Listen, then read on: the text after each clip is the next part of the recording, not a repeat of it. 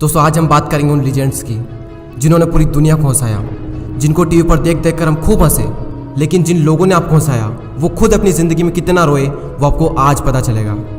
आप ही में से ऐसे कई सारे लोग होंगे जो कि बहुत हंसते होंगे, लोगों को भी बहुत हंसाते होंगे, लेकिन अंदर ही अंदर खुद टूटे हुए होंगे, अंदर ही अंदर खुद रो रहे होंगे। अगर ऐसा है तो ये वीडियो आपके लिए है। सबसे पहले हम बात करेंगे उस इंसान की जिसके घर की छत इतनी टपकती थी कि बारिश के आते ही उन्हें ऊंची जगह पर जाकर खड़े होना पड़ता था, जिसने अपने बुरे वक्त में एक्टरों की आवाज़ निकालकर पेन बेचे, जो सिर्फ 7th क्लास तक पढ़ा है, जिन्होंने 18 की उम्र में हिंदुस्तान यूनिलीवर कंपनी में काम किया और कंपनी के स्टाफ को मिमिक्री शो करके हंसाया करते थे। मैं बात कर रहा हूँ जॉन राव की, जिसे आज पूरी दुनिया जॉनी लीवर के नाम से जानती है, और आज की डेट में जॉनी लीवर की नेटवर्थ है $30 मिलियन। जॉनी लीवर कहते हैं कि तू बस मेहनत कर, क्योंकि जब परमेश्वर की रोशनी आती है तो हमारे अंदर एक ताकत आ जाती है। और ये तो कुछ नहीं, इसके आगे जो कहानी मैं आपको सुनाने जा रहा हूँ उसे सुनकर आपके रोंगटे खड़े हो जाएंगे। ये कहानी है उस इंसान की जो मरने के बाद भी लोगों के दिलों में राज करता है। इस इंसान ने पूरी दुनिया को हंसाया, लेकिन इनका शुरुआती जीवन बहुत ही संघर्षमय रहा। इनके माता पिता स्टेज शो करके पैसे कमाते थे, लेकिन कुछ ही दिनों बाद इस लड़के के पापा इनकी फैमिली को छोड़कर चले गए। अब पूरी फैमिली की रिस्पॉन्सिबिलिटीज उनकी माँ पर आ जाती है। जब ये लड़का 6 साल का था तब एक दिन उनकी माँ स्टेज शो कर रही थी और उसी वक्त उनकी आवाज़ चली गई। वहाँ पर बैठी ऑडियंस बहुत ही गुस्सा होने लगी। तभी उस 6 साल के बच्चे ने आकर अपनी माँ जैसी एक्टिंग की और उनकी आवाज़ निकालकर उस स्टेज शो को पूरा किया। लेकिन दुर्भाग्य ये था कि उस स्टेज शो के बाद उनकी माँ की आवाज़ कभी वापस नहीं आई। और उससे भी बुरा तो तब हुआ जब वो 8 साल के थे, तब उनकी माँ की मेंटल हालत बिगड़ गई, जिसकी वजह से उन्हें मेंटल हॉस्पिटल में भर्ती करना पड़ा। लेकिन इन सब के बावजूद भी ये बंदा परिस्थितियों के आगे झुका नहीं। इन्होंने खुद के स्टेज शो करना शुरू कर दिए और इनका टैलेंट सिर्फ स्टेज तक ही सीमित नहीं था। इनके टैलेंट को पहचानते हुए इन्हें फिल्म इंडस्ट्री में शामिल किया गया और इनकी पहली film I making a living. और इस फिल्म के बाद भी उन्हें कई सारे ऑफर्स आने लगे।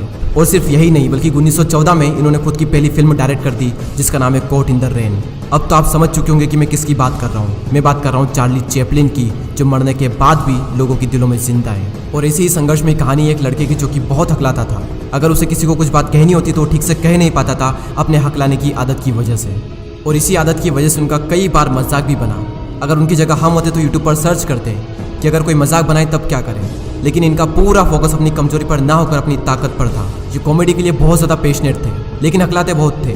तो इन्होंने अपनी फिजिकली हरकतों से लोगों को हंसाना शुरू कर दिया। और इनके पैशन को देखकर इन्हें फिल्म इंडस्ट्री में काम करने का मौका मिला। और 1977 में इनकी पहली फिल्म आई जिसका नाम था बीन। और इसके बाद लोग इन्हें जानते हैं मिस्टर बीन के नाम से। यानी कि जो बंदा ठीक से बोल नहीं सकता था उसने कॉमेडी की दुनिया पर राज किया। और मिस्टर बीन ने सिर्फ 14 एपिसोड और 2 मूवीज किए। और ये एपिसोड और मूवी दुनिया के 200 से भी ज़्यादा देशों में खूब पसंद की जाती है। और आज की डेट में मिस्टर बीन की नेटवर्थ है $150 मिलियन। राजपाल यादव की हाइट बहुत कम है, लेकिन उन्होंने अपनी इस कमजोरी को कभी भी अपनी कामयाबी के बीच में नहीं आने दिया। हाइट में भले ही वो छोटे हैं, लेकिन एक्टिंग और कॉमेडी के मामले में वो लंबे लंबे एक्टरों से कई गुना अच्छे हैं। कादर खान जब स्कूल में थे तो उनके माता पिता का डिवोर्स हो गया था। कपिल शर्मा के पिताजी भी उन्हें बचपन में छोड़कर चले गए थे। लेकिन इन सब के बावजूद भी इनमें से एक भी रुका नहीं, क्योंकि सिर्फ छोटे पंछी ही बारिश के आने पर छुप जाते हैं। बाज तो तूफानों को चीर कर आसमान की ऊंचाइयों पर उड़ता है। गुलाब के पौधे में पहले कांटे आते हैं, उसके बाद फूल आते हैं। जिंदगी में भी पहले कांटे आते हैं, उसके बाद फूल आते हैं। और जो कांटे आते हैं वो बहुत चुभते हैं। अरे लोहे की तब तक वैल्यू नहीं बढ़ती जब तक कि वो तपता नहीं, तो तुम्हारी कैसे बढ़ सकती है? तुम्हारी वैल्यू भी उस लोहे की तरह तब तक नहीं बढ़ेगी जब तक कि तुम तपोगे नहीं। तो जब भी तुम अपने हालातों को दोष देने लगो और ऐसा लगे कि जिंदगी बहुत ही टफ है, तब Johnny Lever, Charlie Chaplin, mister Bean, Kader Khan, Rajpal Yadav, Kapil Sharma, इनकी स्टोरी को याद कर लेना। जब लगे कि मेरी हाइट कम है तो राजपाल यादव का चेहरा आपके सामने आना चाहिए। जब लगे कि मेरा रंग सांवला है तो जॉनी लीवर का चेहरा आपके सामने आना चाहिए। जब लगे कि मैं हकलाता हूँ, मेरी आवाज़ ठीक नहीं है, तब मिस्टर बीन का चेहरा आपके सामने आना चाहिए। अरे तुम क्या अपने हालातों को दोष देते हो? इस दुनिया में कैसे कैसे लोग हुए जो कि कहाँ से कहाँ पहुँच गए। उनकी लाइफ की सिचुएशन इतनी खराब थी, उसके बावजूद भी वो उस लेवल पर पहुँचे जिसकी दुनिया सोच नहीं सकती। और लोग छोटी छोटी चीज़ों के लिए रोते रहते हैं। तो छोटी छोटी चीज़ों के लिए रोना बंद करो और कुछ ऐसा करो कि तुम दुनिया के लिए एक एग्जाम्पल बन जाओ।